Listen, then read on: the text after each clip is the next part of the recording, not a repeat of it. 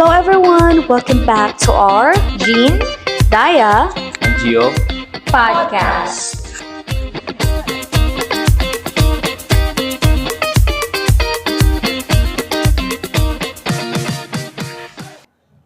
Our topic now will be the Latin America. Many people think that once Latin America countries gained independence from Spain and Portugal in the early 1800s, naging malaya na talaga sila. But the question is, did political independence automatically lead to real national development?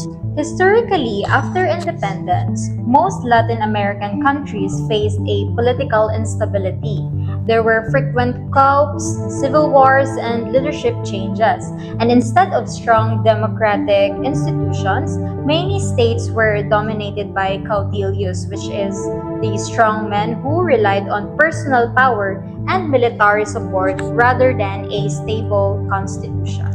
At the same time, their economies were still tied to the global capitalist systems, which is dominated by Western powers. And this is where economic imperialism comes in. Even without direct colonization, foreign powers, especially Britain in 19th century and the United States in the 20th century, exerted strong economic and political influence. So kahit hindi sila naging official economists, may control pa rin sa economy. Yes, their economies became export-oriented. They focused on a few primary products. For example, is that the coffee in Brazil, the sugar in Cuba, and bananas in Central America. And these monocrop export economies made them vulnerable to a global price fluctuations and a dependent on the foreign markets. And the British investors financed railways, ports, and mines, and later, US companies and banks dominated key industries. And this pattern created dependency on foreign capital. Local industries and manufacturing remained weak, kaya limited ang internal economic development. So how about the US political influence? Where does the Monroe Doctrine fit here? So, the Monroe Doctrine of 1823 declared that the European powers should no longer colonize the Americas. And while it sounded like a protection, but in practice, it allowed the US to position itself as a dominant power in the Western Hemisphere. We see a shift from European imperialism to US economic and political dominance. And this led to repeated interventions in Latin American countries, reinforcing weak national governments and limiting a genuine sovereignty. So, ano ang naging epekto nito sa society? So there was an extreme social inequality. Land and wealth were concentrated in the hands of the small elite, and many peasants and workers, they remained poor and politically marginalized. Yeah, and so in summary, Latin America experienced nation building without full economic independence. And the combination of caudillo politics, export economies, and foreign dominance made stable development difficult. So let's shift to East Asia, particularly China under the Qing dynasty. For centuries, China was one of the most powerful civilizations. So why did Qing rule weaken in the 19th century? There were serious internal problems. China experienced a rapid population growth, which increased the pressure on land and their food supply.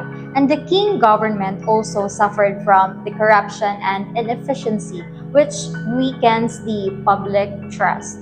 Another major factor was the failure to modernize. While Western countries were industrializing and modernizing their militaries, China relied heavily on traditional systems.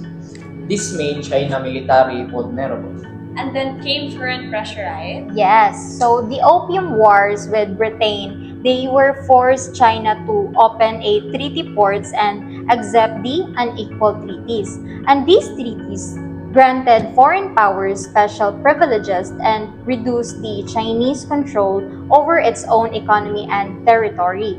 And Hong Kong was ceded to Britain. This meant loss of sovereignty. China was not formally colonized, but it became semi-colonized. China was not formally colonized, but it became semi-colonized through spheres of influence controlled by Western powers and later Japan. So what about the internal resistance? There were major peasant uprising, especially the Taiping Rebellion, which caused millions of deaths and devastated large areas. And these rebellions further weakened the Qing state. And all these pressures, internal decay and external imperialism, it showed that the traditional Manchu-led imperial system, they could no longer effectively govern or even defend China.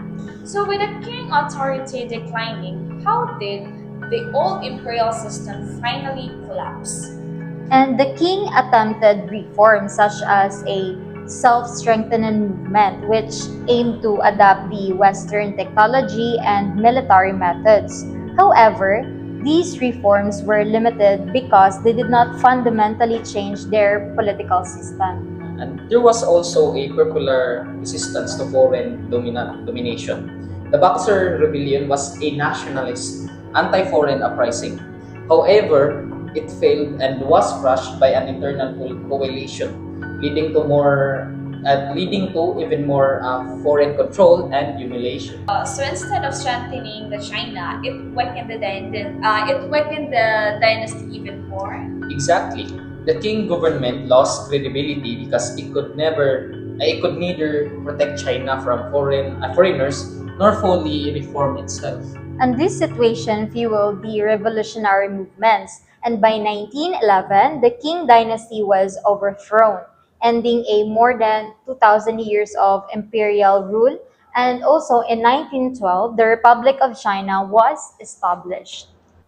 So did the end of imperial rule solve China's problem? Not immediately, while the fall of the dynasty it marked as the rise of nationalism and republicanism, China entered a period of political instability and fragmentation.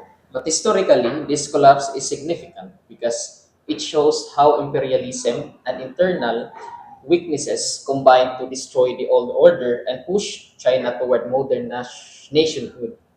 So, when we compare the Latin America and China, we see a common patterns naman, di ba? Yeah. So, imperialism did not only conquer the terrorists. Imperialism did not only conquer the territories, but it reshaped the political system, the economies, and the identities. So, the Latin America struggled with economic imperialism after the independence, right? Yes. So, while China struggled with foreign domination and internal collapse of its traditional system, so both cases show that the nation building under the imperial pressure is unstable and deeply unequal. Yes.